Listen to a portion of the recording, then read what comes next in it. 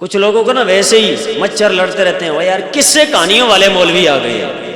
ہاں 2 نمبر اپنے آپ سے بنائے ہوئے قصے کہانی اگر ہوں تو اس کے ہم بھی مخالف ہیں، لیکن جو قرآنی قصے ہوں یا حدیثوں کی صورت میں جو قصے خود نبی علیہ السلام نے بیان فرمائے ہیں، ان قصوں کا انکار ہم کبھی بھی نہیں کر سکتے ہیں۔ اگر صرف کسی کو قصے سے ہی چڑھ ہے نا، وہ ایک بندہ ہے وہ کہتا ہے جی کہ یہ جتنے بھی ہیں تو یہ قصے کہانیاں کرتے رہتے ہیں، اس کے لیے میں تھوڑی سی آیتیں میں آپ حضرات کے سامنے عرض کر رہا ہوں۔ قرآن پاک سورہ یوسف آیت نمبر 111، اللہ تبارک و تعالی نے ارشاد فرمایا لقد کان فی قصصہم عبرۃ لأولی الابصار۔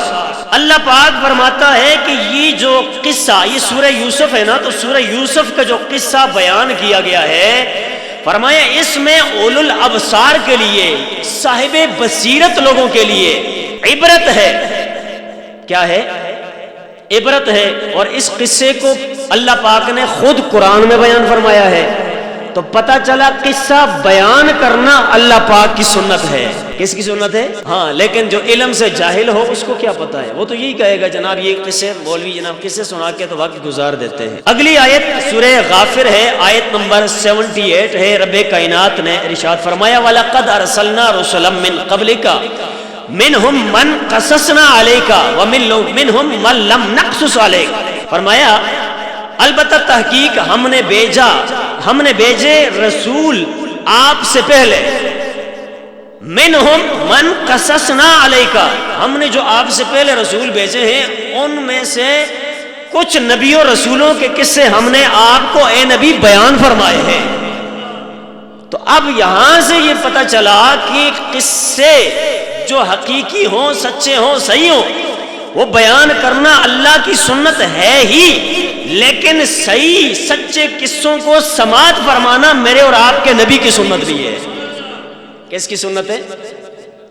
نبی علیہ السلام کی سنت مبارکہ ہے۔ تو ظاہری سی بات ہے یہ آیتیں صحابہ کے پاس بھی آئی نا، تو جن صحابہ نے یہ آیتیں سنی، وہ واقعات سنے، تو ان سے یہ ثابت ہو گیا کہ سارے صحابہ کی بھی سنت ہے سچا قصہ سننا، سچا واقعہ سننا۔ اہل بیت اطہار کا بھی یہی نظریہ ہے۔ الغز اگلی آیت سورہ یوسف ہی ہے، آیت نمبر 3 ہے۔ رب کائنات نے ارشاد فرمایا نحن نقص علیک احسن القصص، اے محبوب ہم آپ کو اچھے قصے سناتے ہیں، اچھے قصے آپ کے سامنے بیان فرماتے ہیں۔ اگلی آیت سماعت فرمائے سورہ اعراف آیت نمبر 176، اللہ تبارک و تعالی نے ارشاد فرمایا ان تحمل علیہ الحث او تترکہ الحث، اس کے بعد ہے آخر میں فرمایا فقصص القصص لعلہم یتفکرون، اے محبوب آپ ان کو قصے بیان فرمائیں تاکہ یہ غور و فکر کرنے لگ جائیں۔ ظاہری سی بات ہے جب قصہ سنایا جاتا ہے اس پہ غور و فکر کیا جاتا ہے، تو غور و فکر کرنے کے بعد بندہ پھر اپنی راہ متعین کر لیتا ہے۔ قصے کے اندر عبرت ہوتی ہے، قصے کے اندر نصیحت ہوتی ہے، قصے کے اندر کئی ایسی چیزیں ہوتی ہیں جن کو سن کے یا جن کو پڑھ کے بندہ پھر ان سے بچنے کی کوشش کرتا ہے۔ تو اس واسطے اللہ تبارک و تعالی نے ارشاد فرمایا کہ آپ ان کو قصہ بیان فرمائیں۔ یہاں پہ امر آ گیا فقصص القصص۔ اب ایک ہوتا ہے ویسے حکم اللہ کا، اور ایک ہوتا ہے امر، حکم دینا، حکم دینا۔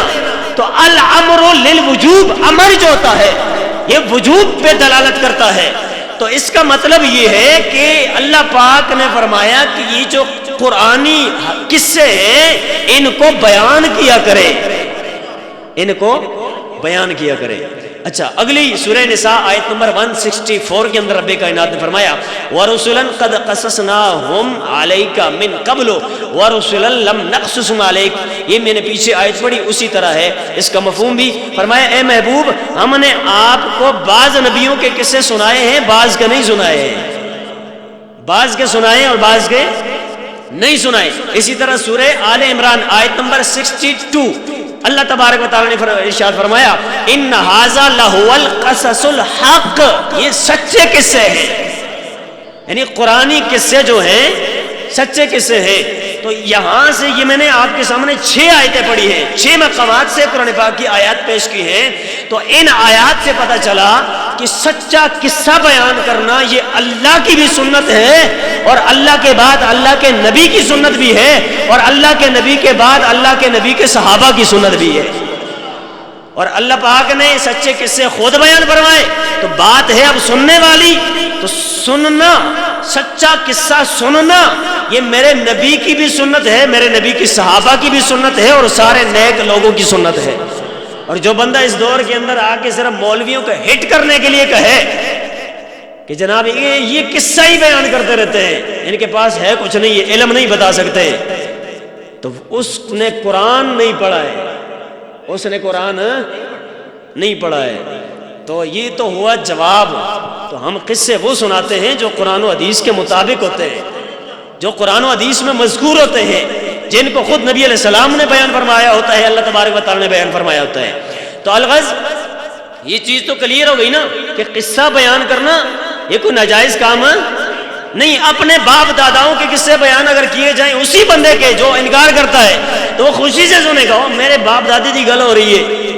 اور ویسے بھی یہ ہے نا کہ اگر ہمارے باپ دادا کا کچھ چرچا کرے، تذکرہ کرے، کہے جناب وہ بڑے نیک بندے تھے، انہوں نے یہ کیا ہے، انہوں نے وہ کیا ہے، بڑے بڑے کام کیے ہیں، یہ فلاں فلاں معاملات انہوں نے کیے ہیں، اچھے کام جس کے ذکر کیے جائیں، تو بچہ جو ہوتا ہے وہ بڑے غور سے سنتا ہے، وہ کہتا ہے میرے باپ کے تذکرے ہوتے رہے. میں نے کہا اگر تمہارے باپ کی بات ہو تو تمہارے باپ کا تذکرہ ہوتا رہے تو کوئی مسئلہ نہیں ہے، اور جب اللہ کے نبیوں اور ولیوں کا تذکرہ ہوتا رہے تو پھر تکلیف ہوتی کیوں ہوتی ہے؟ نہیں ہونی چاہیے نا.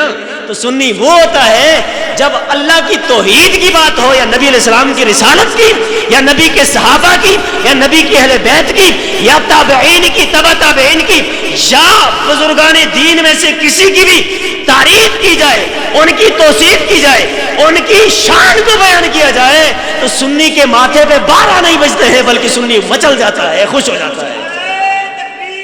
اللہ اکبر یا رسول اللہ.